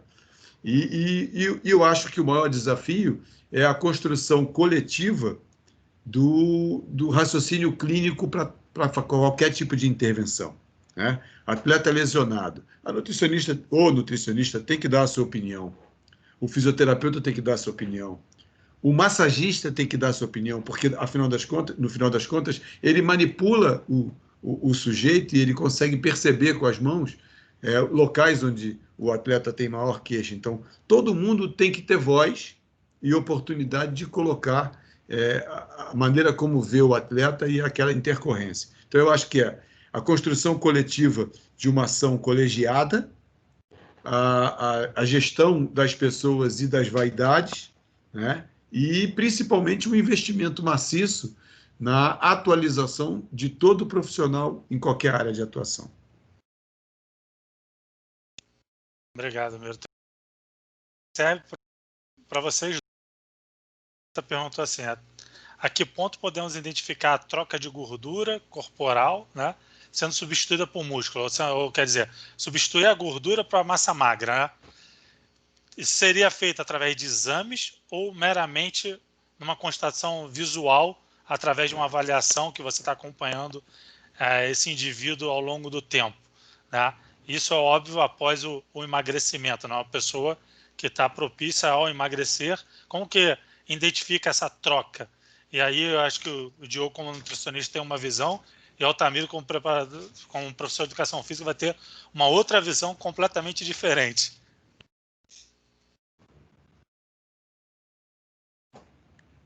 Quer começar o professor Altamiro? Pode ser. Eu acho importante você algum método de coleta da informação. Não acho o visual a forma mais segura e confiável de fazer isso. Acho que você pode medir de duas maneiras. A forma, e a outra maneira de avaliar seria a função. Não necessariamente com o atleta ganhando massa muscular, ele vai melhorar desempenho. Então, uma coisa é a forma, outra coisa é a função. Ele pode ganhar massa e ganhar velocidade, força e potência, e pode ganhar força, velocidade e potência sem o ganho de massa muscular. Ou seja, especializando mais as fibras que ele possui para a execução daquele gesto esportivo. Então, eu acho que medir através de algum recurso tecnológico, algum equipamento que possa te permitir quantificar de quanto foi a perda de gordura, de quanto foi o ganho de massa muscular, mas também avaliar esse ganho em função de desempenho, de função. O quanto que esse ganho de 1 quilo, de 1,5 kg de massa muscular, ou de 2 quilos de gordura que ele perdeu, impactou na performance dele. Porque a gente tem um exemplo no Brasil, por exemplo, do Walter, Diogo, de um sujeito que ele deve ter, depois de submetido a diversas terapias e técnicas e maneiras de controle da dieta, ele fica com 18%, 19%, 20% de gordura, quando os pressupostos teóricos propõem 12%, 13%, dependendo do pesquisador, né? Vamos colocar lá, ele tem no mínimo o dobro do valor mais rígido de um protocolo qualquer. E o sujeito consegue desempenhar perfeitamente a função dele com maestria, mesmo estando acima do peso. Então, assim, é difícil você correlacionar performance com composição corporal, mas, ao mesmo tempo, a gente sabe que existe um ótimo para aquele sujeito, onde ele vai render melhor, com mais economia, com mais eficiência. É isso. No caso do Walter ainda, a melhor fase dele foi comendo bolacha que ele falou, né? Que no intervalo ele comia todos os biscoitinhos dele. 3 pacotinhos de traquina, vamos lá. Performance mental é fundamental também, não é? Sempre. E a publicidade é um aspecto que está comprovado, interfere até no nosso sistema imunitário e na nossa, no final de contas, na performance também. Eu muitas vezes na brincadeira abordo isso com o atleta, seja pessoa área com que eu trabalho, precisamente para nós procurarmos esse equilíbrio na vida. Então a minha missão como nutricionista é de facto favorecer um melhor equilíbrio, mas sem deixar de pensar nisso, porque se eu vou de repente mudar com o cardápio toda a vida desta pessoa, não vai ser algo sustentável no tempo e as coisas não vão correr bem. Então esse aspecto é muito importante na brincadeira, mas na realidade eu procuro pensar qual é o compromisso que esta pessoa está disposta a ter para alterar este comportamento. Vamos pensar, vou supor que a pessoa come chocolate todos os dias, um chocolate que não é rico em cacau, que é mesmo daquele que está carregado de açúcar e gordura. E eu pergunto, então, está comprometido a reduzir até quanto? Quantas vezes por semana ou quantas vezes por mês? A pessoa até pode dizer 0, não quero. Eu já entendi que não faz bem, não quero. Tudo bem, mas tem que fazer valer o compromisso. Agora, comentando um pouco a questão da composição corporal.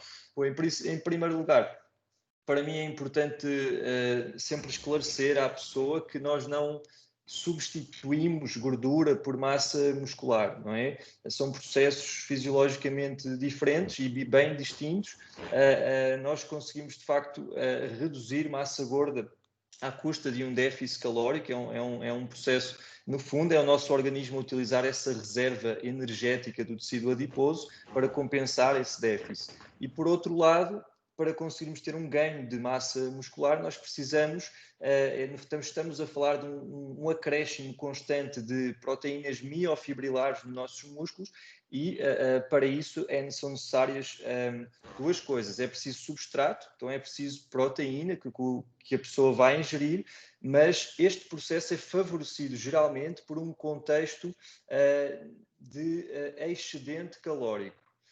Ainda que a ciência nos mostre cada vez mais que, mesmo se não houver um contexto de excedente calórico, há um outro fator aqui, naturalmente, que os estudantes da parte da atividade física conhecem bem, que é o estímulo do treino e o estímulo para a hipertrofia, junto com, mesmo num ambiente hipocalórico, junto com uma ingestão alta em proteínas, em alguns casos de indivíduos mais destreinados, indivíduos com excesso de peso, pode promover, vamos supor que nós vamos a fazer uma medição a cada 15 dias, 2 semanas, nesse período, eu não sei se ocorre ao mesmo tempo, mas que é possível verificar um aumento na massa muscular e uma redução na gordura corporal, é possível. Mas não houve uma substituição, não é?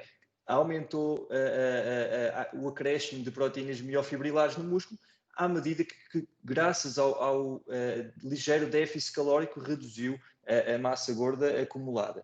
Eu, como nutricionista, procuro simplificar ao máximo. Isto é, utilizo um modelo de 2 compartimentos. Eu penso massa gorda e massa isenta de gordura. E vamos supor que o indivíduo tem 100 kg, com 10% de massa gorda, são 10 kg de massa gorda. Se numa próxima avaliação ele apresentar 9% de massa gorda com os 100 quilos, quer dizer que ele passa a ter apenas 9 quilos de massa gorda. Então, se ele manteve o peso, isto poderá indicar que ele até conseguiu ter um acréscimo na massa magra, na massa isenta de gordura. Vamos supor que a avaliação foi bem feita, pode ter acontecido, mas muitas vezes pode ter a ver com outros fatores, porque nós podemos ter alterações no estado de hidratação, por exemplo, até 1% do peso corporal diariamente, é fisiológico, e isso pode explicar aquele resultado. Fisiologicamente, é muito difícil o processo de ganho de massa muscular com perda de massa gorda ao mesmo tempo. São processos que são muito difíceis de ocorrer ao mesmo tempo. Se no mesmo exemplo o atleta baixou massa gorda, mas também baixou o peso, passou para 99, 98 quilos, se ele passou para 99 quilos e se ele perdeu 1 quilo de massa gorda, ele manteve massa magra. Se ele passou para 98 quilos, ao fim de 2 semanas, talvez o déficit tenha sido tanto que, apesar de ele perder massa gorda, ele perdeu massa muscular também. Então, eu simplesmente procuro analisar peso e as duas variáveis, massa gorda, massa isenta de gordura, e faço essa avaliação simplista, mas que me ajuda a interpretar os resultados da melhor maneira possível. claro, tentando utilizar sempre um método padrão de avaliação de composição corporal adequado. No meu caso, a antropometria é o que eu mais utilizo, mais confio, tem a grande limitação, se eu não puder estar presente, não tenha ninguém que consiga fazer exatamente o mesmo procedimento, exatamente com o mesmo resultado. É uma limitação aqui. Boa, Diogo. Na verdade, quando a gente fala de medir e adequar a forma e principalmente levar esse sujeito da forma ao desempenho, a gente está falando de diversas áreas, né, e que cada ser humano é muito diferente do outro. Né? O que é bom para um não é bom para o outro. Né? E no futebol isso é muito claro, né? Que a gente vê o treinador, um tipo de treino para um atleta, a resposta fisiológica ela é muito diferente do que um outro atleta, né? Então, assim, é importante medir o tempo inteiro. Se a gente quer levar esse atleta ou esse cliente, né? Não precisa nem ser só o atleta, ou até esse cliente ao desempenho. Eu falei que eu estou medindo meu peso todo dia, né? E eu vejo isso, a oscilação que o próprio peso corporal ele tem ao longo do processo. Eu estou com uma restrição calórica, né? E estou fazendo um treino um pouco leve até, né? Então, assim, chegou um momento que chegou ali a um peso e não descia. E só subia, só subia, só subia. Aí você fica, pô, mas eu estou comendo a mesma coisa, fazendo o mesmo tipo de procedimento diferente. Aí você começa a investigar. E do nada, por exemplo, hoje eu baixei rigorosamente daquele peso. Né? A gente vê que não é linear. E muitas vezes a gente tem uma relação de ganho de massa e perda sendo linear, e ela não existe, essa linearidade. A partir do momento que você mede, a gente consegue enxergar isso de uma maneira muito simplista e muito fácil, né, que não se torna linear esse processo. E aí, para a gente não avançar muito, já que o Diogo também está 3 horas à nossa frente também, né? Já tá na época que o Altamiro falou, né? A noite vai chegando, as luzes, né? Vai diminuindo, né? Todo esse processo. Vou fazer mais uma pergunta aqui do Daniel e para a gente fazer esse fechamento. O Daniel perguntou aqui o seguinte, que ele já ouviu falar que o rendimento físico de atletas aumentou com a tecnologia a partir do conhecimento físico e nutricional, mesmo num curto espaço de tempo, né? E aí ele botou o curto como 10, 15 anos atrás, né? Eu acho que o curto ainda é um pouquinho menor que isso. Os atletas, em média, hoje têm um físico melhor do que 15, 20 anos atrás, e ele pergunta se essa informação procede. Então, eu vou expandir um pouco mais a pergunta no sentido, o que a tecnologia trouxe de benefícios na área do condicionamento físico, né, do rendimento, e na área da nutrição, para melhorar esse processo, seja para o meu atleta, que quer ir no rendimento, seja para o meu cliente, que quer meramente estar saudável, né, ou achar que está saudável olhando no espelho, né, muitas vezes. E quais os malefícios que essa tecnologia também trouxe, né? O que foi o bom e o que foi o ruim, para a gente fechar essa noite. Fica à vontade aí quem quiser começar. Agora eu dou a palavra ao Diogo para ele começar, porque eu comecei da outra vez. Muito bem, muito obrigado. Dizer em relação aos benefícios da tecnologia, peço desculpa que entrei em hipoglicemia, talvez. Eu peço mesmo desculpa, Vítor. Pode, por favor, fazer um resumo outra vez da questão? Sim. Tive aqui uma chamada branca em Portugal e eu estava atento, eu tinha aqui a resposta. Vamos outra vez, por favor. Eu fui falar que o ciclo, né, tem alterações, como o professor Altamiro estava falando, você foi pensar no ciclo e ficou nele. Mas, assim, o que a tecnologia, no caso da nutrição, o que a tecnologia ela trouxe de benefício para melhorar esse processo nutricional, seja um atleta ou um cliente, e o que ela trouxe de um malefício para esse processo? Muito obrigado. Vamos lá. Do ponto de vista de malefício, eu diria que a única coisa que eu encontro é em relação à informação que passou a ser divulgada de forma tão fácil, e isso permite que alguma informação que não é tão credível seja transmitida e os atletas e as pessoas que não são atletas tenham acesso, por vezes, a informação que não está suportada por evidência científica, e esse pode ser um problema e que é cada vez mais difícil de conter. Então, só conseguimos conter com a sensibilização à população da importância de consultar os profissionais melhor credenciados para dar resposta às questões que têm. Inclusive, vemos cada vez mais aplicações que vão se desenvolvendo muito bem, mas que procuram dar respostas simples, simplificar um processo de um ser humano que é muito mais complexo do que isso.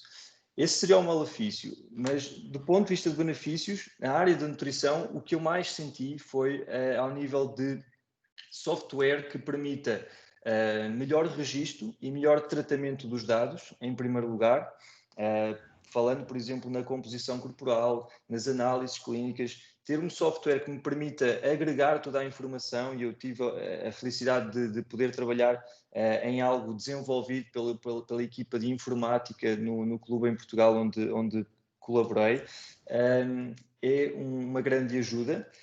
E depois, software de análise também que facilita a prescrição nutricional. Isto é, antes eu tinha que recorrer à planilha Excel para juntar alimento com X calorias, X carboidratos, X proteínas, e tornava-se um processo tão complexo que, na prática, não valia a pena tentar fazer um cardápio durante várias horas a fio. Esse cardápio, num atleta profissional, muda quase diariamente, porque ele tem um planeamento, uma periodização e uma interação de fatores que altera quase diariamente. Hoje em dia, com acesso a estes softwares que permitem, com recurso a bases de dados muito amplas, facilitar a prescrição e o planeamento destes cardápios. É muito mais fácil para o nutricionista fazer algo mais depressa, melhor, com melhor coerência e, como tal, fazer um melhor trabalho. No fundo, a tecnologia permitiu afinar a minha capacidade de resposta do ponto de vista da promoção de um cardápio adequado, mas também da própria monitorização, porque eu consigo olhar de outra maneira para os dados, registar mais eficazmente esses mesmos dados. Peço desculpa pela minha dificuldade inicial, foi mesmo, eu atribuo à minha hipoglicemia, só pode. Altamiro? As coisas boas, eu concordo plenamente com o Diogo, que foi a capacidade de você acessar mais informação, ou seja, um volume maior de dados, em maior velocidade e, consequentemente, maior velocidade também na hora de fazer a intervenção. Então, você tem um volume maior de dados, um processamento maior de dados para você poder tomar a decisão, né? E essa intervenção ser mais assertiva em função disso tudo.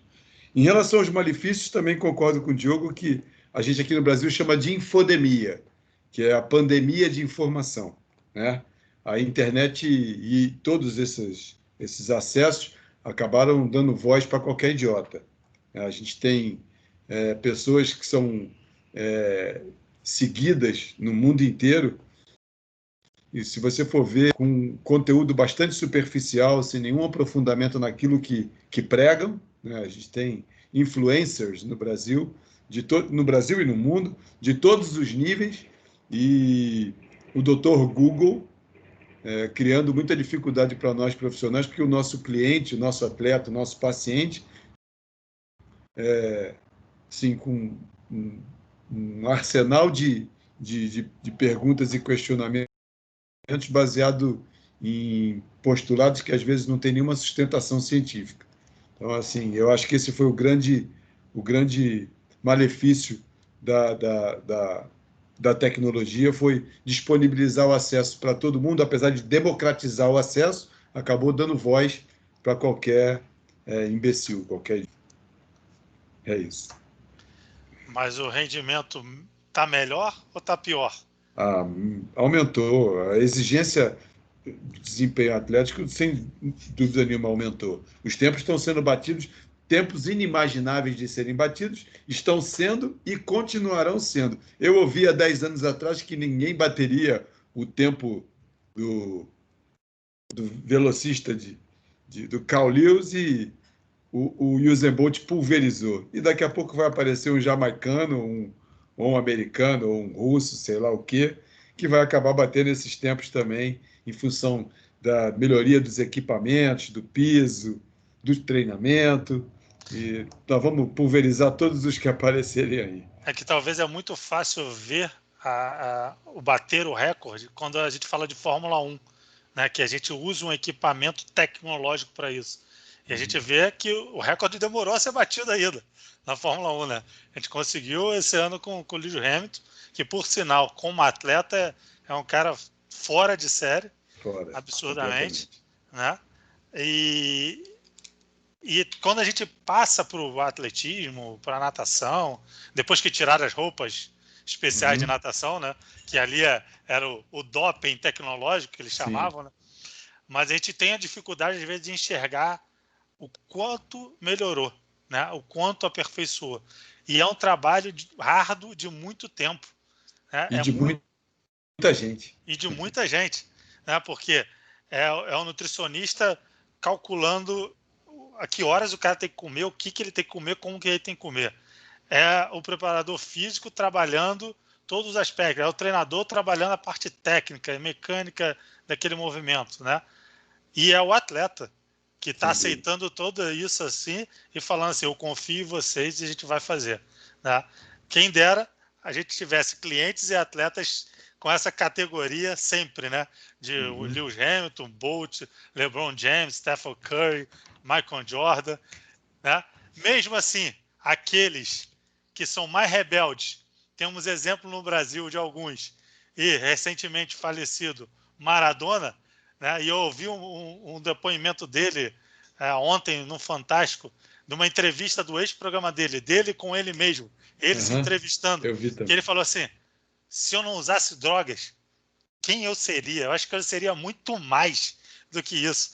Então, assim, se ele que usou tudo, o Tyson que fez o que fez, chegou num ápice, imagina o atleta que está hoje sendo formado com essas tecnologias todas, com uma equipe profissional do lado, competente, fazendo que isso evolua. Eu acho que a gente tem, com certeza, possibilidade de quebrar outros recordes e fazer isso acontecer.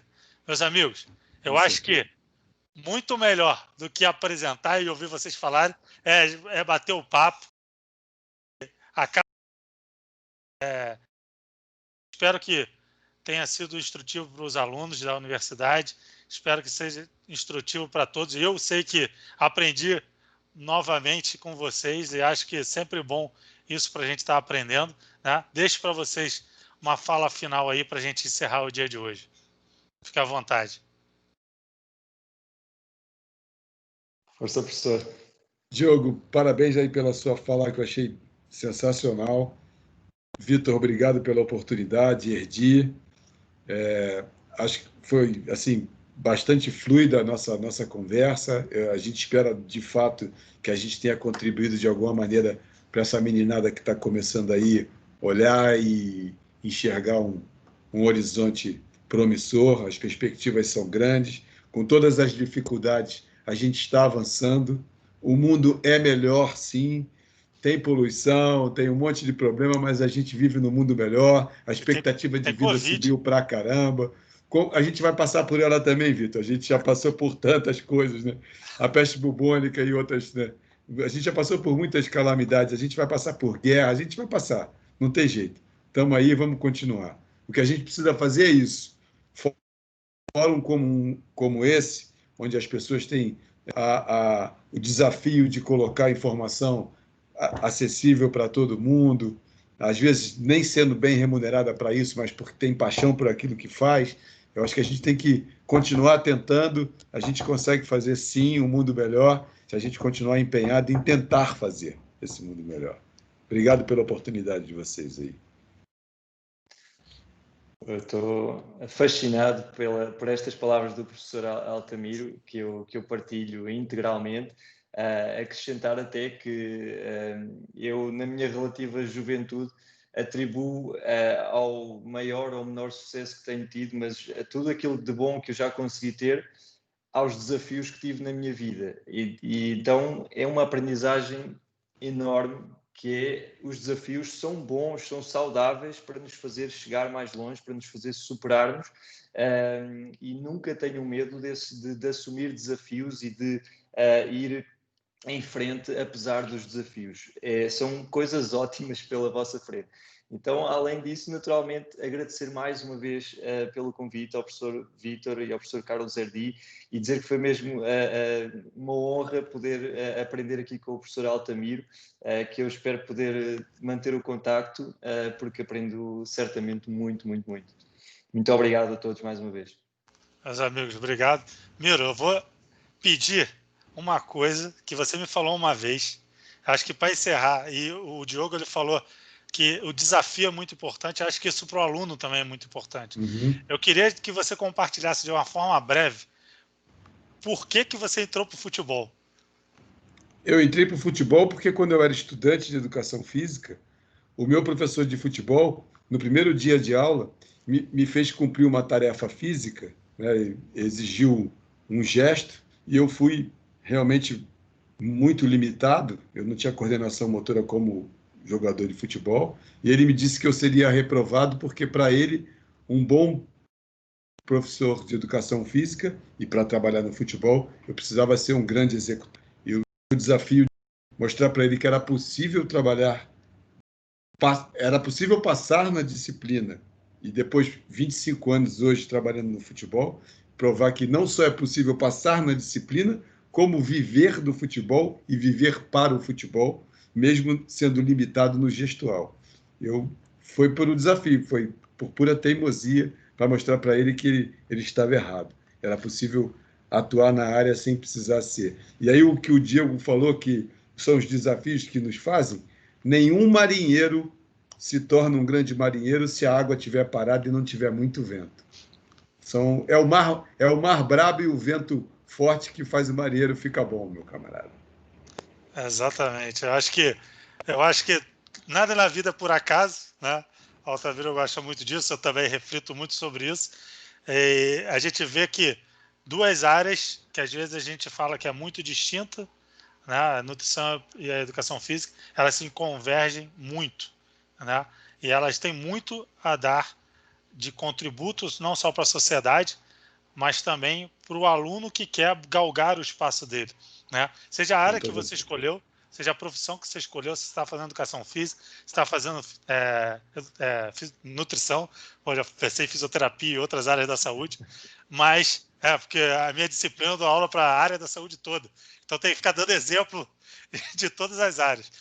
Mas eu acho que se nutra, né? Vou usar a expressão da nutrição, né? Se nutra de desafios, né? Tem aluno, eu dou aula de estatística, né? Tem alunos que falam, professor, eu não gosto disso.